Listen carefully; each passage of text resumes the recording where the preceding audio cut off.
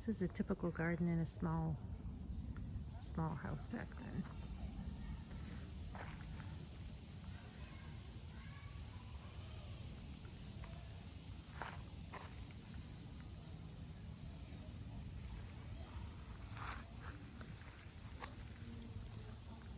This is a little small house.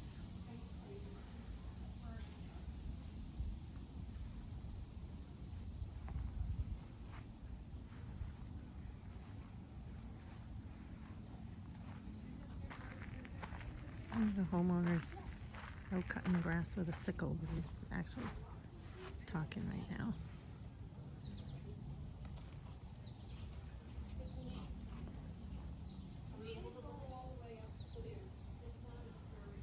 Welcome to the small house. Thank you. One out of every 5 homes was this size. And we do have records showing anywhere from 2 to 10 people living here. Wow. There is an open attic. And what we would do is put more bedding down, and most likely the children would sleep upstairs, 2 or 3 to a bed. And you would want that in the wintertime just to stay warm. Oh, good We point. had no fire at night, so whatever the temperature was outside after you banked your fire in the evening, that's what it was inside. Oh my. Yeah. So we have no reason to complain. Right? People take for granted. Exactly. What kind of basket are you making? I'm making what we were calling it a market basket, but it can be used for anything. It can be used out in the garden. It can be used for knitting or sewing, anything that you wanted to. Baskets were an important article in the household because we didn't have the containers that we have today. True. Both men and women carried baskets for their belongings. Men didn't have all the pockets they have today either. Mm-hmm. Yeah. Those are beautiful. You made those on the table over there? Yes, I did. Those are beautiful. Thank you. Thank you so much. Thank you for coming. Have a great day. You too. It's a beauty, isn't it? Oh, it is. It is.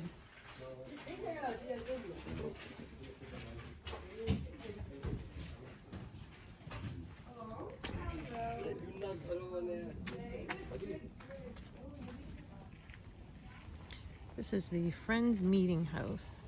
The Society of Friends or Quakers was a small but influential Christian denomination. Their worship services called meetings involved quiet reflection and individual testimony. Let's go see what this is inside.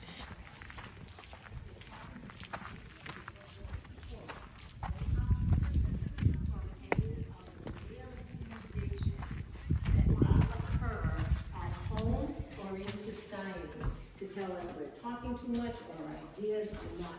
So I say mansplaining was happening in the 1800s evidently. Some things don't change. Yeah. So, welcome, come on in. But that was, and it's just like we said, they were pacifists, they were abolitionists, temperance. They didn't think you should overdrink because, I think, if you tipple a little bit too much, that inner voice of the divine, you might miss the message. You know, like don't overdrink, you're neglecting your family, something like that.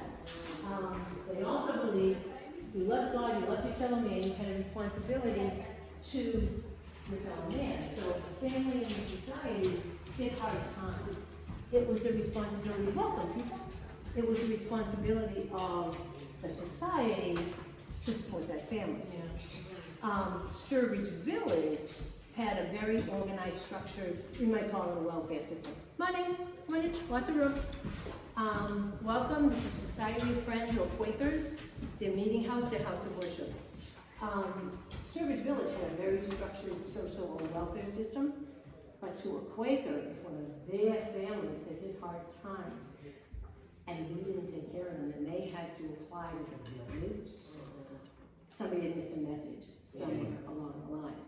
Now, I usually say to the kids, now, this is kind of an old-fashioned building. Oh yeah, okay. I said, but we've talked about their beliefs. Do you think they had old-fashioned ideas, or do you think that they kind of had modern or progressive in a good sense of the word? And they usually make their way around to their ideas that it would do a lot of us good if society was more like, you know, their beliefs. They did tend to live on the outskirts of town.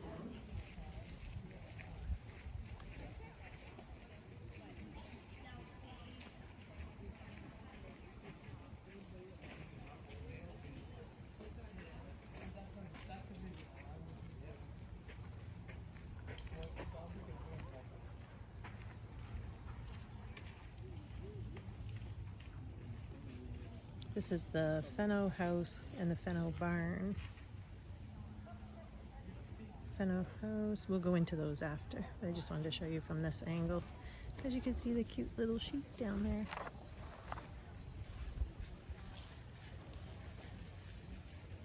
They're so cute.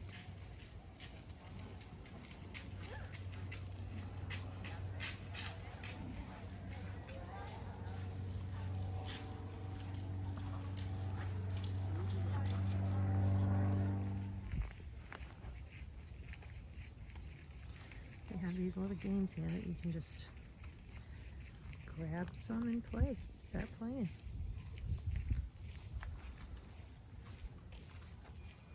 Pretty cool. What's your secret, man? So you got the two sticks and you just have to You know kind of what? try to catch the hoop. That's all I got. It was actually a lot of fun for them back then. These guys are actually pretty good at it.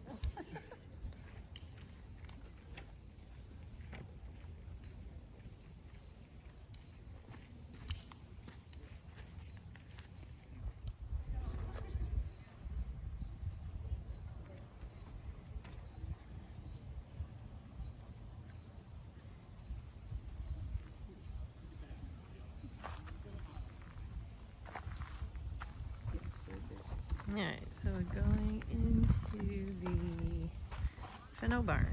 Farm animals live in the pens and fields surrounding this working barn. Let's see, what do we have in here? I know last time I came they had loose chickens in here. Let's see if they got anything today.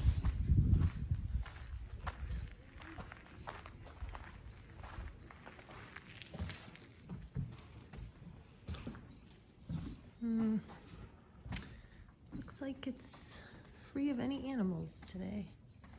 It's unusual. It is quite a barn though.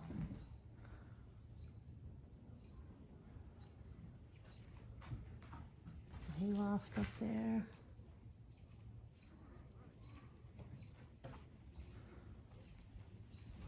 A little stall down here.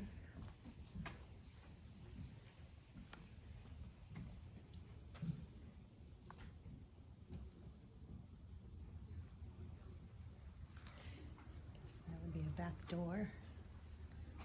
And we got another stall over here.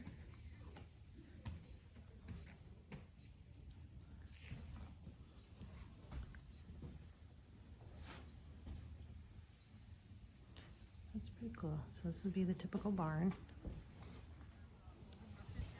Alright, this is the Fenno house. Spinning, weaving, and dyeing woolens could provide income for a farm family, even while textile factories expanded in some New England cities and towns. Let's go see what we got here. I believe, if I'm not mistaken, this is the outhouse. Let's go take a look.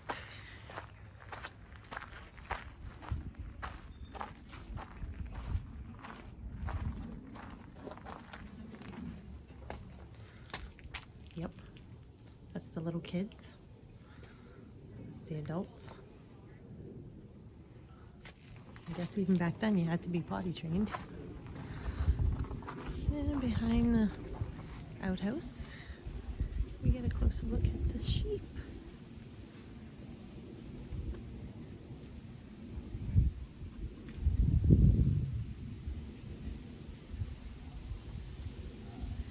Wondering if this would have been some kind of garden back here.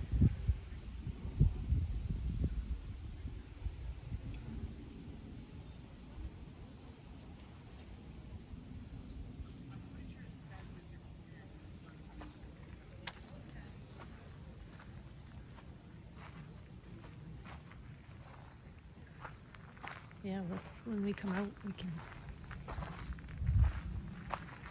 see. This is where they would hang all of their wool. They don't have any today, and they have some raw wool down here.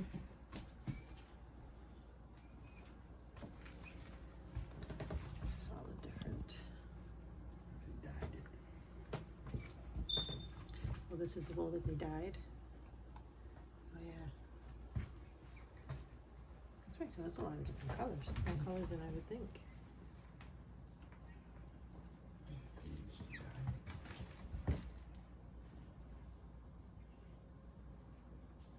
Use natural materials to make their colors. Walnuts, oak, gauze, goldenrod, countryside. Interesting. So they just used all natural plants. Let's see. This would be.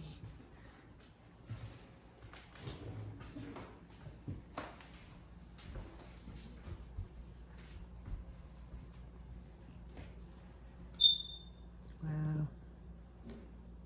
It's a great fireplace.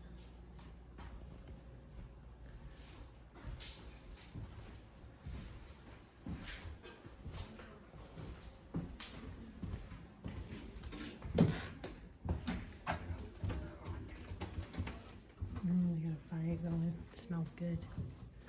This is where they spin all of the wool. Remember we saw her doing this last time?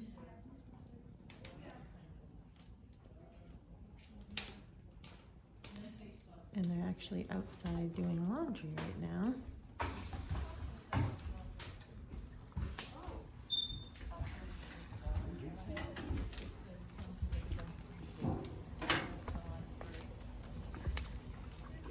Hi. Good. Do you mind if I videotape you? Sure. Is there anything specific you would like me to talk about? What are you doing here? So today we're dyeing wool. Oh, We're nice. dyeing yarn. This is something not everybody would be doing. We have factories at our time, but if you had something, a specific project, you could very well process all the wool yourself. So we have some wool over here, and we have a thing of dye water that we'll be putting the wool in. We've processed it to go into the dye. There are things that you could purchase at the store. A lot of them come in the form of like sawdust. So we have madder root, we have logwood that's going to give us this blue, we have Brazil wood that gives us this orangey red. We have, in our time we would have used fustic, today we use Osage orange. And you might have things that you could grow at home. Black walnuts, sage, goldenrod, things like berries, beets, those are stains. If you've ever had a piece of blueberry pie that lands here, you know it goes brown. The color doesn't hold, dyes, the color holds. Okay. So what we're doing today is another thing that we would buy at the store. It's called cochineal beetles. These are bugs in Central America that eat the fruit of the prickly pear cactus, which turns them red.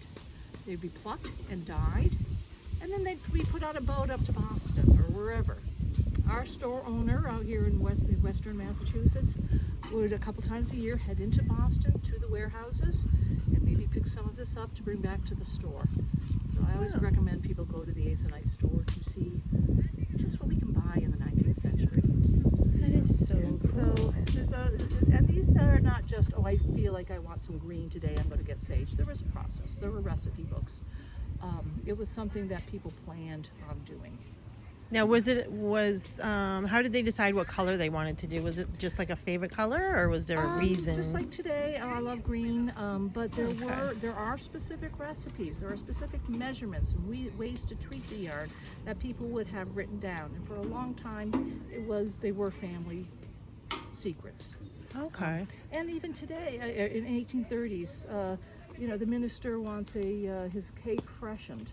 If you're going to spend all that money on a woolen cape, you're going to take care of it. So he might come to somebody who is still doing this. Now keep in mind, when we talk 1838, we are as far from the Civil War as 2023 is from Vietnam. So when you think of the embargoes and you know the Revolutionary War, I'm sorry, I meant the Revolutionary War. When you think of, you know, people, we weren't trading with England, we weren't getting cloth. People were still doing a lot of this thing. So a woman may have been taught by her mother how to do this. Okay. But chances are my daughter's not going to be interested. Almost like making a cake today. You know, True. we learned from our moms how to make cakes from scratch. Yeah. And even then, you're seeing those cake mixes come, and nowadays people just buy the homemade cake. You're right. So there's a lot of parallels to arts like this. But if you want something done well, you're going to do it yourself. Yes. So you're welcome to film our different colors. The Yeah, it's beautiful. plain at the edge, that's what we're getting ready to dye. We have some different variations of cochineal. Sometimes you add ferrous sulfate to it. We did do some indigo. We've got some sage. We've got a little bit of everything over there. How long Nice. did they have to sit in the dye for? A lot of times, my rule of thumb is it's going to sit in what we call a mordant, which is changes the pH and opens up the fiber for an hour, and that's usually cream of tartar and alum. And then, so it's in there for an hour in the water, and then it's going to be in the dye for an hour. Yeah. So, and then you never want to just put it in cold water or hot water. You want to temper it, because if you shock that wool, all the fibers are going to come close together. And felt is a 4-letter word for fail. So if you're doing like a first time dye on the wool, is it different than if you were to refresh a garment, like you were saying the cape? Yes. That would take a lot less time, or? It depends. I mean, again, on the cake, on the color that you're going for. Usually, you have a good idea of what color it's going to be as soon as you put it in. And so we always do 4 skeins. The first 2 are always darker than the second 2. You can almost tell which were the first 2 and which were the second. Oh, okay. That is pretty neat. Thank you so much. Thank you. How are you today? Good. Getting ready These to dye beautiful some colors.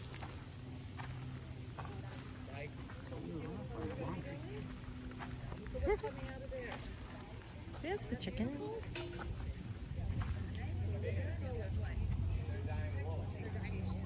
It does come out beautiful colors. There's the chickens.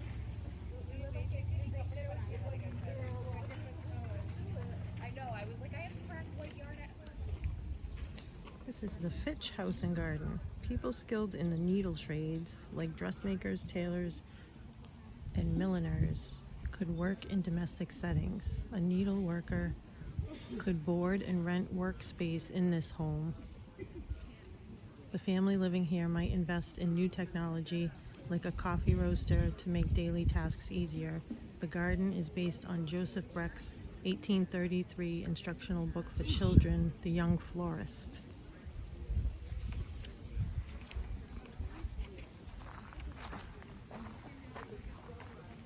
I like this over the doorway.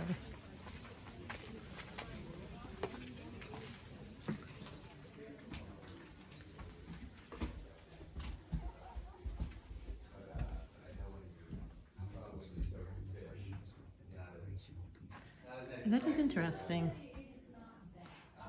Why they have those around the frames. Just decoration.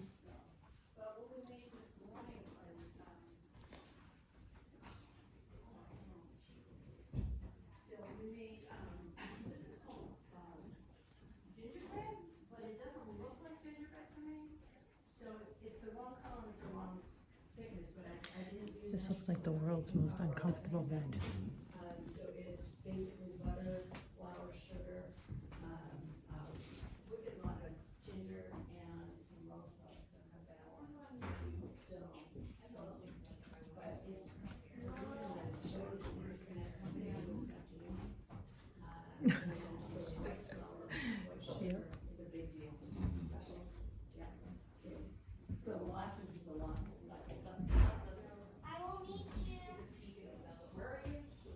It's just another bedroom.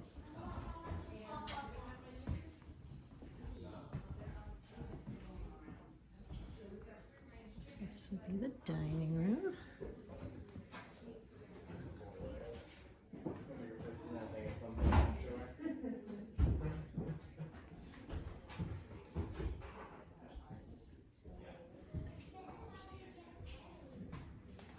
And this one you can go upstairs?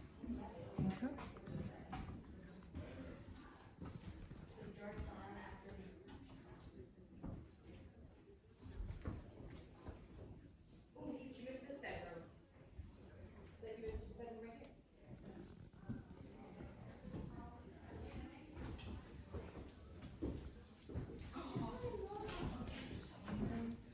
My kitchen and your kitchen?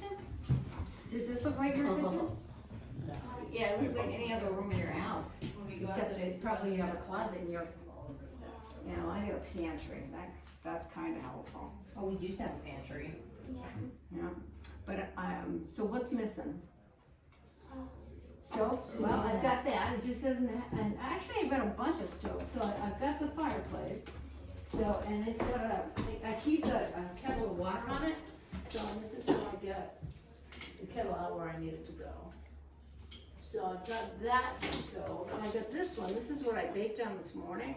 So it's like a cookie sheet, but you budget for it. So this one, we put our cookies on. This is my gingerbread, which doesn't look like your gingerbread, but it's what my receipt said to call for. So we're making it we're gonna have 2 later. So I'm having friends over, so I'm using the really good stuff. White sugar, white flour. So molasses is cheaper. So they would be impressed that I did that. I also for us to make cookies when we get home. So I put the cookie on here, and then this toward the fire, and then I just drop that in there. Install it. It's like a confection oven. Yeah, that's cool. That's actually cool. What if we just got rid of your oven and I buy you that? Yeah. So and then I've got a rotisserie oven down there. That's what they make the rotisserie chickens on. Yeah. And she's dying for it to And then you know what this is? What's that? Take a guess. What would I possibly use that What do you for? think you could make in there? toast. Yeah. Oh, So I bagels. put my toast in here, and then when this side, because the fire's here, when that side gets toasted, I turn it. Oh, cool. Yeah. I bet you could even put like hot dogs in there. But we wouldn't know Wait, what before we done. Huh? Where's your refrigerator? My refrigerator is called a cold cellar, but that only goes down to 50 degrees. So, so I'm not gonna have a refrigerator. So this is not a drape, this is cod. So that's my salted cod. So I would do that, or I would preserve things, I would pickle them with vinegar. I would preserve them with sugar, with making jelly. I would dry them out. So they would, like even an apple pie, we made an apple pie last weekend, and we used dried apples, because the apples aren't up yet. So I got another couple of months, or a month.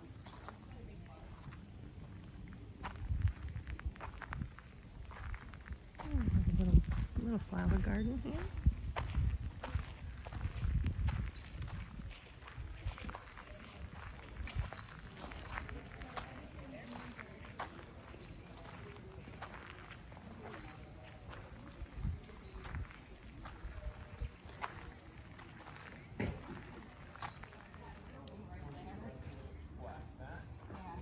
This is the Thompson Bank. Country banks provided short-term business loans to merchants, prosperous farmers, and manufacturers. Their paper banknotes often served as cash. It's pretty neat.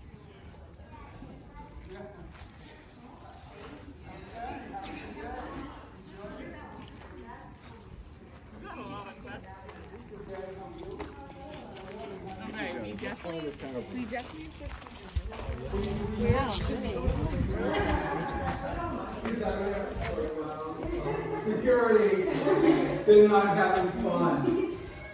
No, so welcome to the Thompson Bank.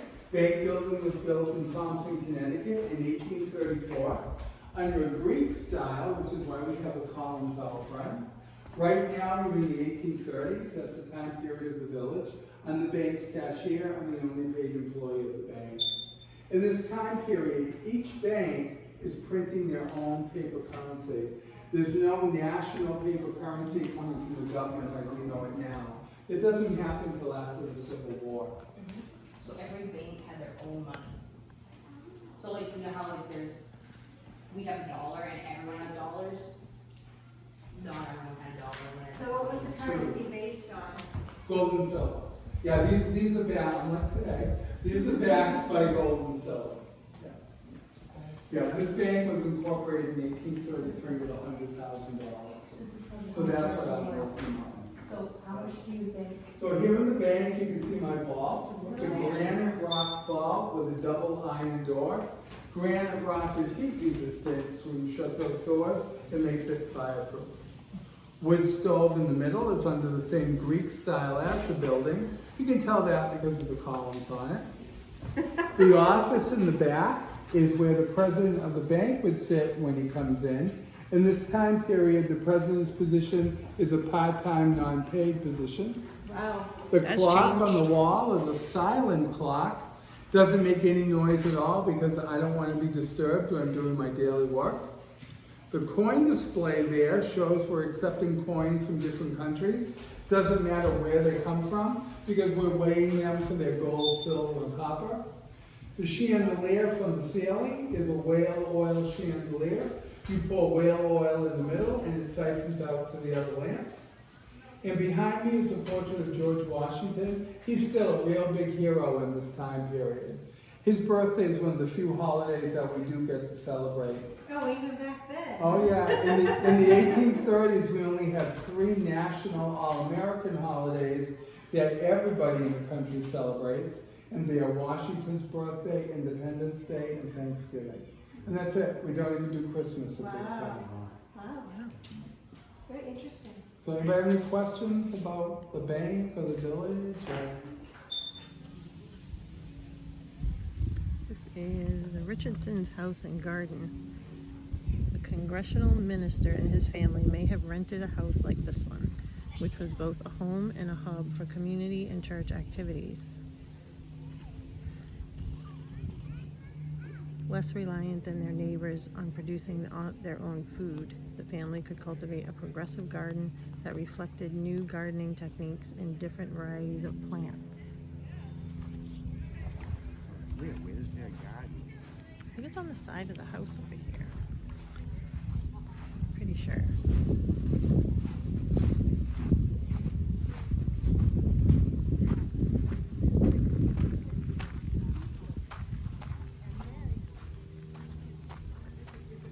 Yeah, it's right on the side of the house here.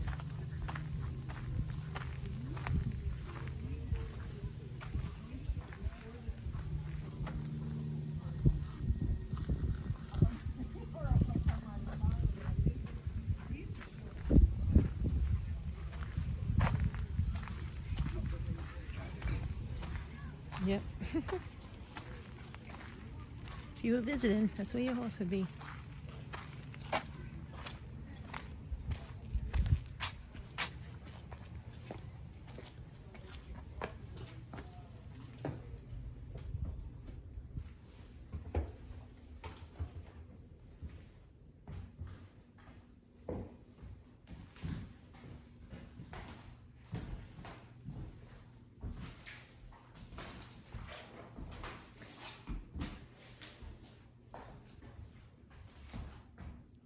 Little inkwell.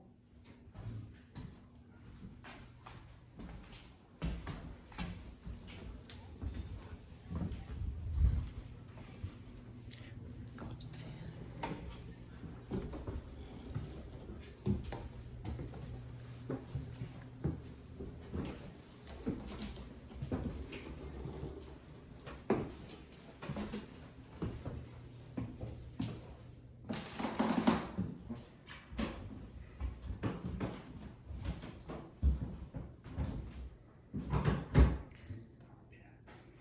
Yeah. I can't get over how uncomfortable these beds look, though.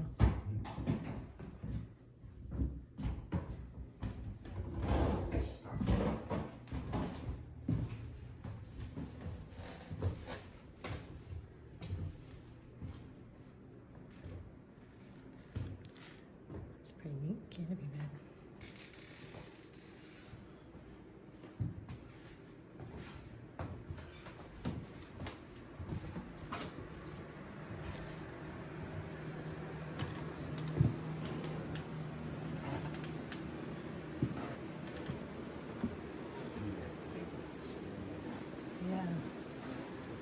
really neat back here. Stairs going up to a loft. The spinning wheel over here. And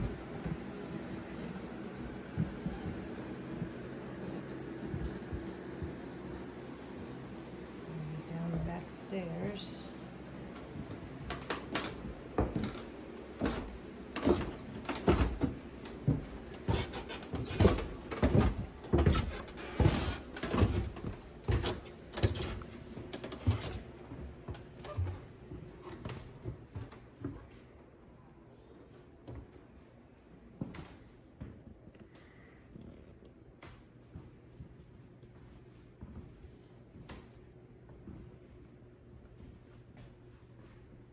So quiet in these houses.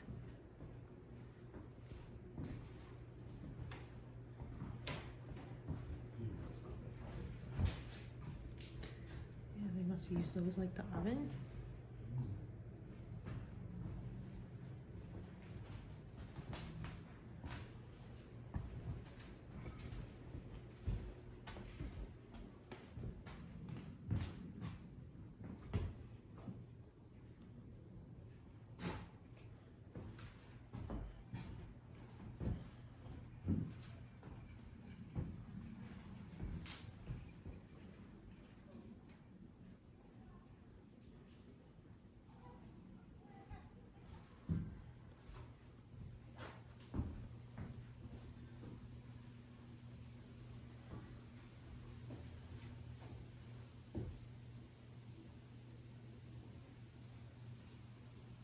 I wonder why there's seashells.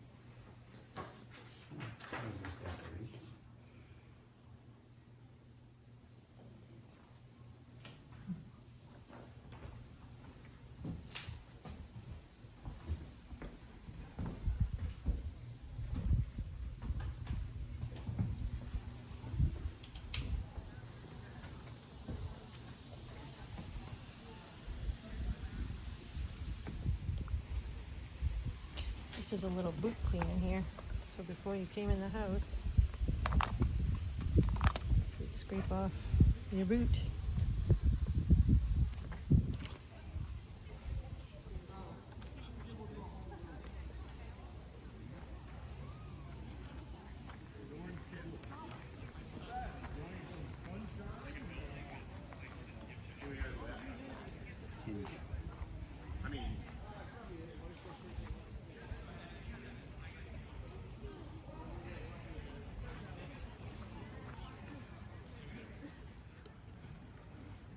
This is the Salem Townhouse Barn and Garden.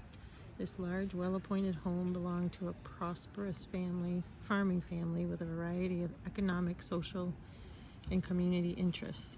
The formal ornamental garden boasts a stunning array of heirloom herbs and flowers.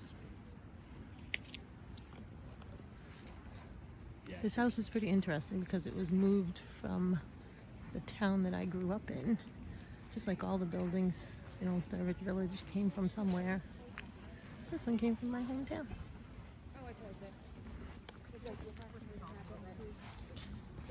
See if the bull is out.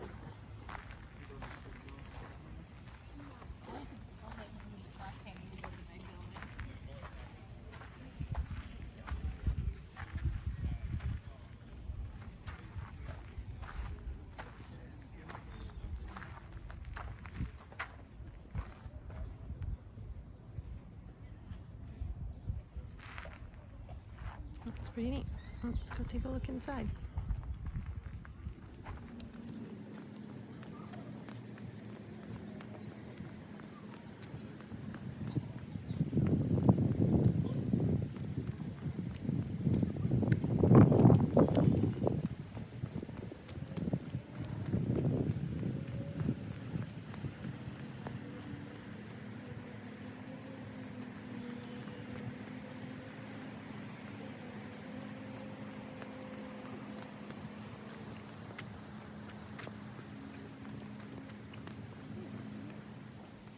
Pretty much like today too.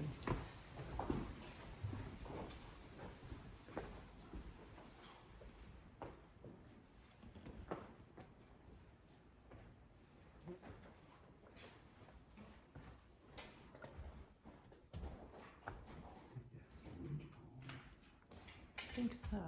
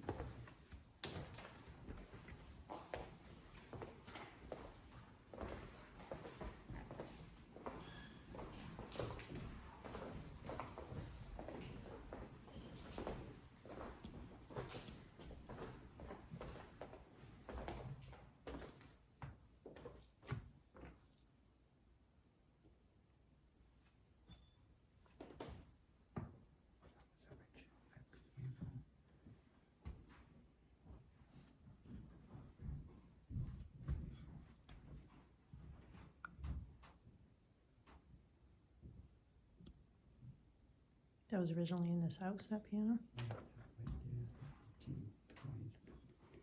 That was pretty neat.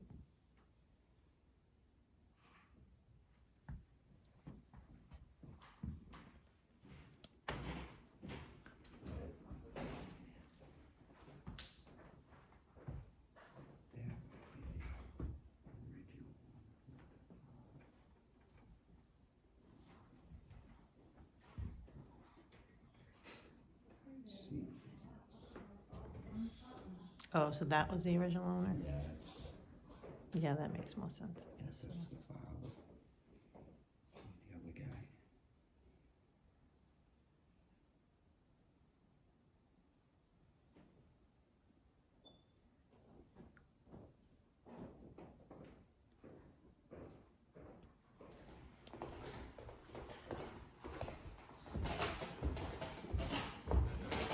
They did have hideous wallpaper back then.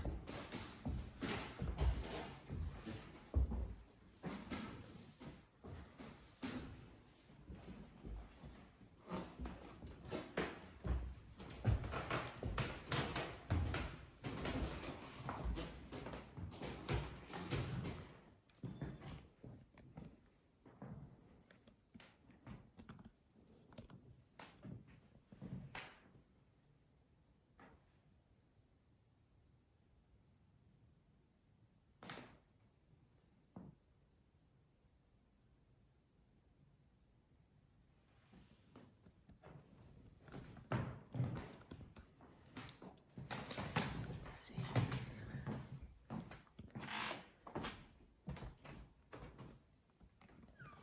Oh, this is like a.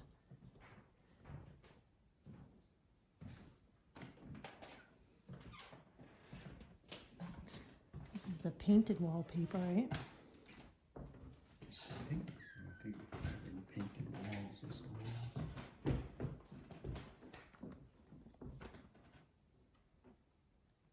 was painted right on the plaster.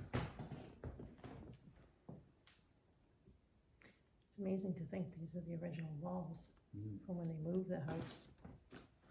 The plaster didn't all break. And it held out, yeah. This is a pretty big house.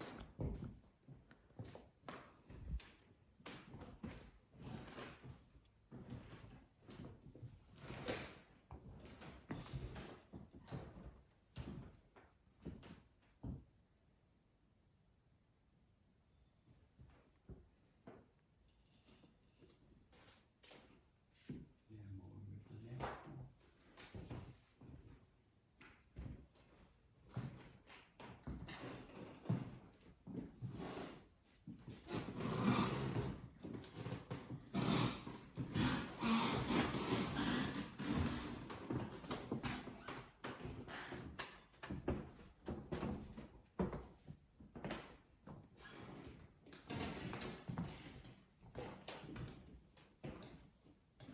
A little wheelbarrow.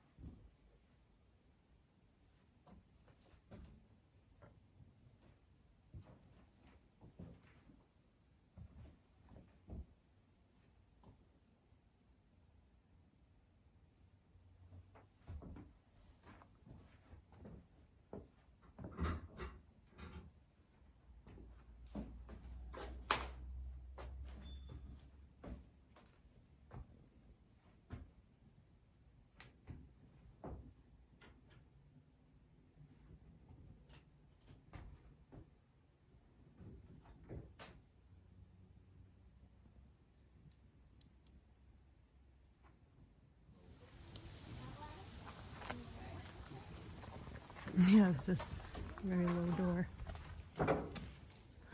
It's nice and cool in here. That's probably why they keep the door. It has a lot of cool information in here. Oh, true. That might be.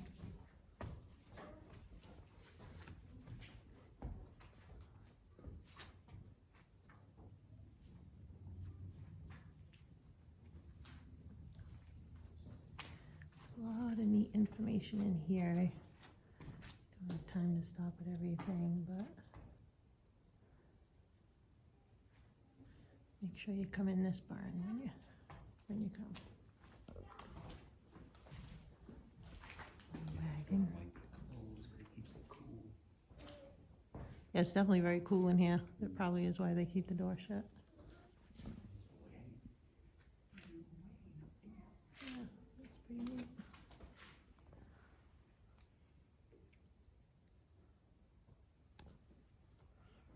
Mr. Bull. I wonder where the ox are. Usually the ox are here.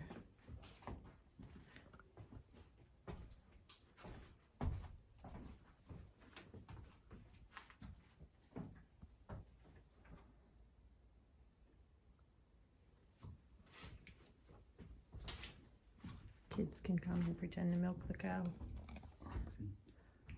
Oh yeah, you don't milk an oxen though, right? So that's kind of silly. And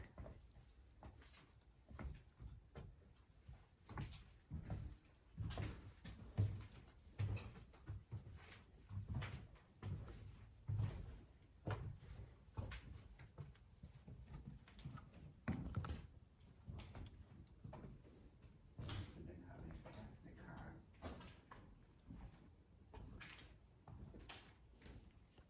Yeah, when you were going to market. You can go up there.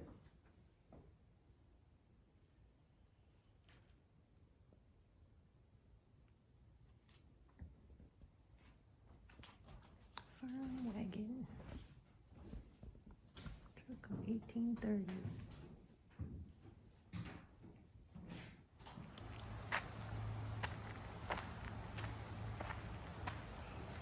This covered bridge was actually moved here from, I believe, somewhere in Vermont.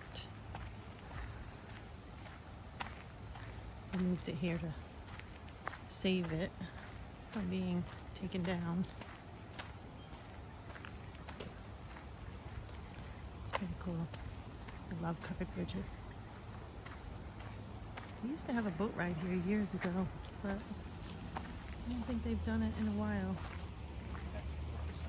Seems how that used to be the boat ramp right there. This used to be the sign for it.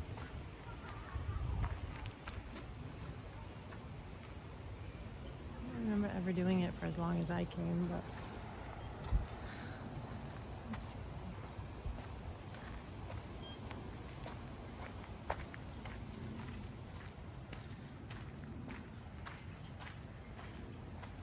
It's a covered bridge.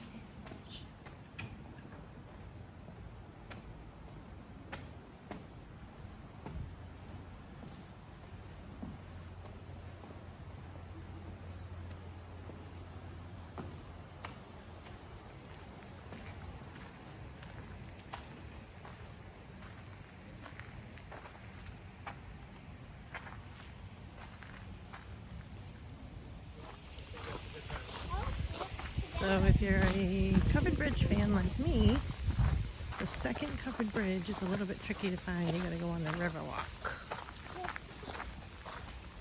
What if I just got so close to me? That is me.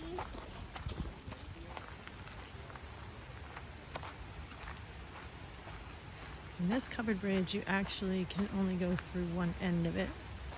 It doesn't actually lead anywhere. But it's pretty neat.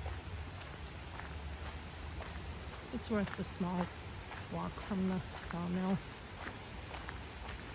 to get down here. It's also a little waterfall.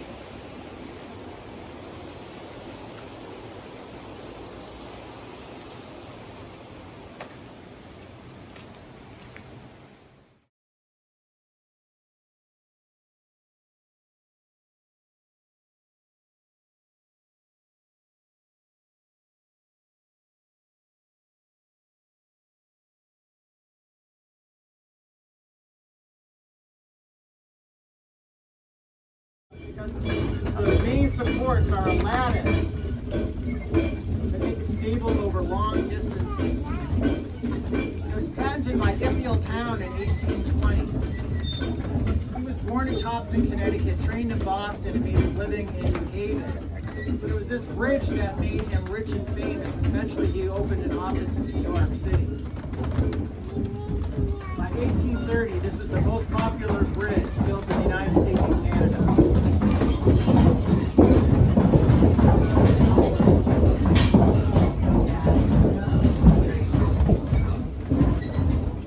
That was Emerson Bixby. And that was a different blacksmith. That belonged to Moses Wilder in Bolton, Massachusetts. Both towns had at least a half a dozen blacksmiths.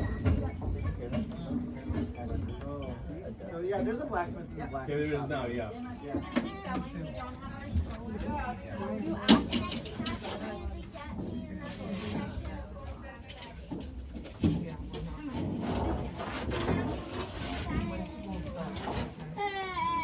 Fires burned out of control. The town was lit up for 6 miles around. The sky had illuminated. All told, that storm did over $1 billion of damage in 1959. The first superstorm in American history.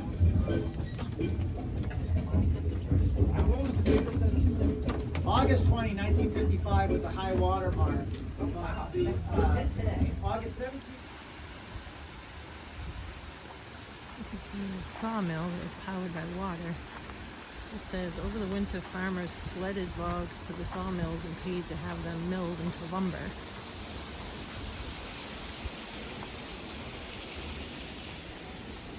And this is how they would do that.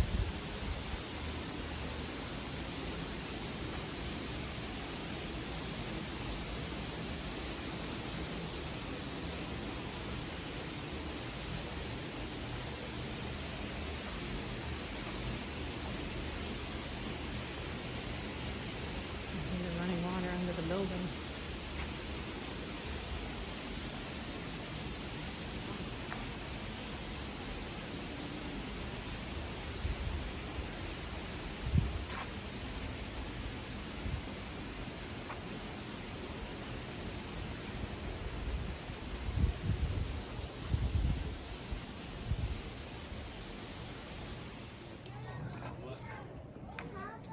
Can I see the bass Can I see Oh, he's a brat. He don't want nobody being near the You water. might stand right there and that's it. No closer. I can't hear you, Tom. Look at him, yeah, he's a little No, maybe jerk. not. Are you ready to go back to the village?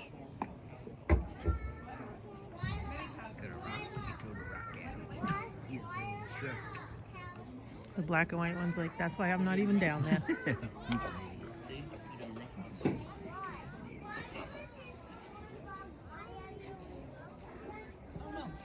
Why are they doing that? He's like, come on this side, there you go. This side, well, how come we can drink? Can't shoot both of us away at the same time. How come on this side? How you gonna get both of us to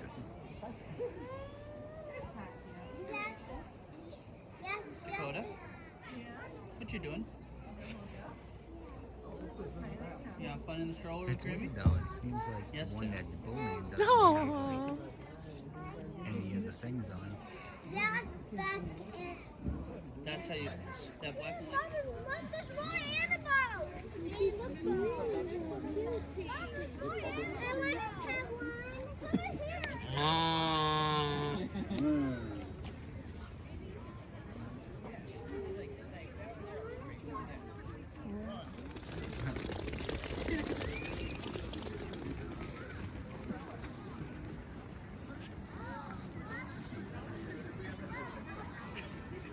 I wonder whether they know where to go. I don't know. I don't know if they